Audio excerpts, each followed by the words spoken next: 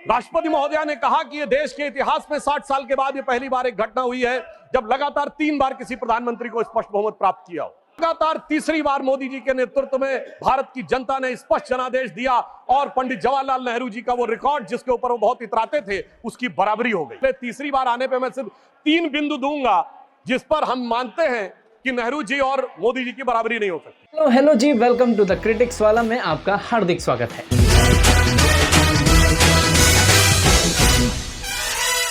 अभी हाल ही में जब श्री नरेंद्र मोदी जी लगातार तीसरी बार प्रधानमंत्री बने तो विपक्ष वालों ने उन पर कटाक्ष करने शुरू कर दिए कि ये तो बहुत ही कम सीटों से जीते हैं, वाराणसी में भी इनकी अच्छी जीत नहीं हुई, मात्र 1.5 लाख वोटों से जीते हैं और अयोध्या में भी इन्होंने भूखी खाई। तो वहीं अपना बचाव करते हुए प्रधानमंत्री नरेंद्र मोदी जी के सपोर्टर्स ने नरेंद्र मोदी जी को जवाहरलाल नेहरू से कंपेयर करना शुरू कर दिया।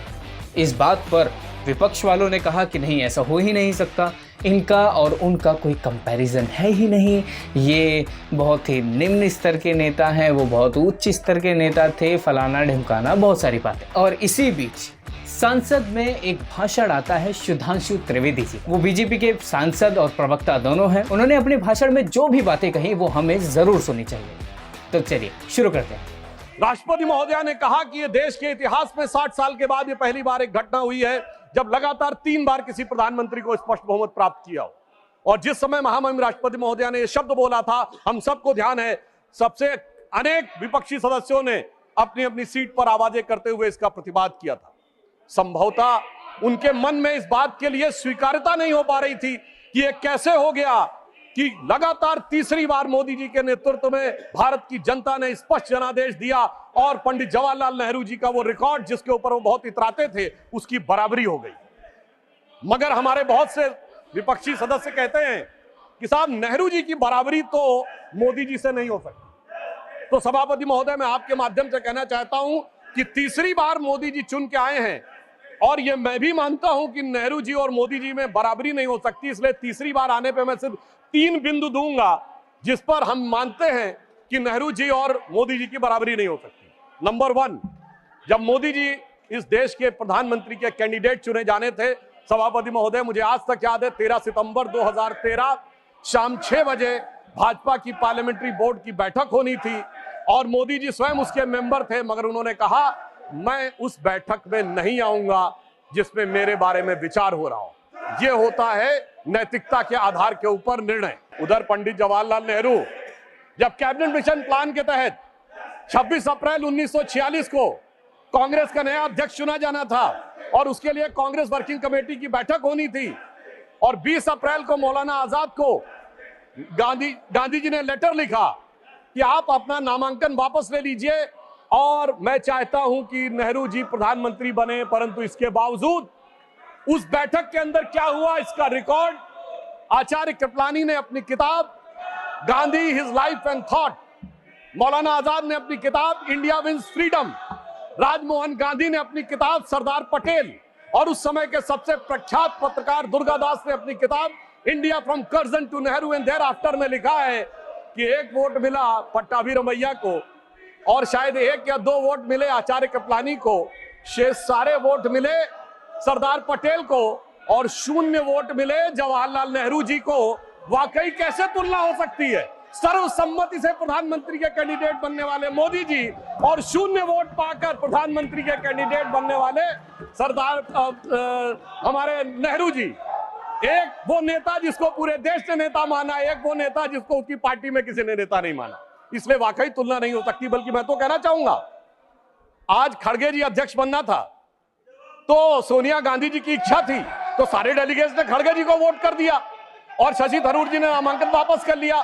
उस समय गांधी जी की इच्छा के बावजूद किसी ने नेहरू जी को वोट नहीं किया। तो मैं कह सकता हूं आज खड़गे जी की स्थिति उस समय के नेहरू जी से बेहतर है। अब मैं दूसरा बिंदु कहना चाहता हूं कि इसमें वाकई प्रधानमंत्री श्री नरेंद्र मोदी जी और खड़गे जी में तुलना नहीं हो सकती। देखिए, नेहरू जी ने के विषय में प्रख्यात शायर मजरूह सुल्तानपुरी ने एक आर्टिकल लिख दिया था कि उनकी कार्यशैली में हिटलर की झलक दिखती है और उसके बाद सभापति महोदय 2 साल जेल में रहे। और यहां मोदी जी के समय में हिटलर की मौत, मोदी जी की मृत्यु की कामना और कब्र खुदेगी जैसी बात कहने वाले लोग तो छोड़िए, जिन्होंने बोटी बोटी की बात कही थी वो सम्मानित सदस्य होकर अगले सदन में आ गए और इसके बावजूद किसी पे कोई कार्रवाई नहीं हो रही है। तो मैं मानता हूं कोई तुलना नहीं है मोदी जी और नेहरू जी की, दोनों की अप्रोच में जमीन आसमान का अंतर है। इतने देशों ने अपना सर्वोच्च नागरिक सम्मान प्रधानमंत्री श्री नरेंद्र मोदी जी को दिया जो भारत के इतिहास में मंत्री को नहीं मिला। और प्रधानमंत्री जी ने किसको सर्वोच्च सम्मान दिया? हमने भारत के, हमारी सरकार ने और सरकार की बनाई समिति ने सिर्फ हमारे नेताओं स्वर्गीय अटल बिहारी वाजपेयी जी और आदरणीय लाल कृष्ण आडवाणी जी को ही भारत का सर्वोच्च नागरिक सम्मान नहीं दिया, हमने कांग्रेस के भी नेताओं को सम्मान दिया। कांग्रेस के 3 बड़े नेताओं को भारत रत्न मिला। मदन मोहन मालवीय जी को हमारी सरकार में भारत रत्न मिला, प्रणब मुखर्जी जी को हमारी सरकार में भारत रत्न मिला, पीवी नरसिम्हा राव जी को हमारी सरकार में भारत रत्न मिला, हमारी पार्टी के नहीं थे परंतु कर्पूरी ठाकुर जी को भारत रत्न मिला, और कांग्रेस के नेता एससी जमीर और तरुण गोगोई जी को पद्म अवार्ड मिला। दूसरी तरफ नेहरू जी ने क्या किया? न किसी से अवार्ड मिला। अरे भाई, दूसरी पार्टी छोड़िए, अपनी पार्टी के सरदार पटेल और बाबा साहब अंबेडकर को भी नहीं दिया, उन्होंने अपनी सरकार से खुद को भारत रत्न ले लिया।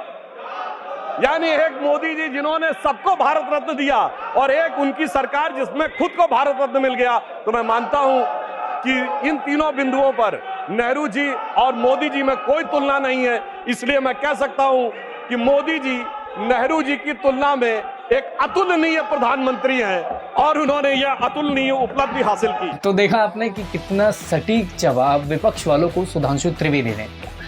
सुधांशु त्रिवेदी को सुनना ऐसा है कि जैसे आप किसी किताब को पढ़ रहे हो। ये बहुत ही नॉलेजेबल पर्सन है, बहुत ही अच्छी पर्सनैलिटी है। तो अगर आपको वीडियो अच्छी लगी हो तो चैनल को सब्सक्राइब जरूर करें, वीडियो को लाइक करें और शेयर करना बिल्कुल ना भूलें। Thank you.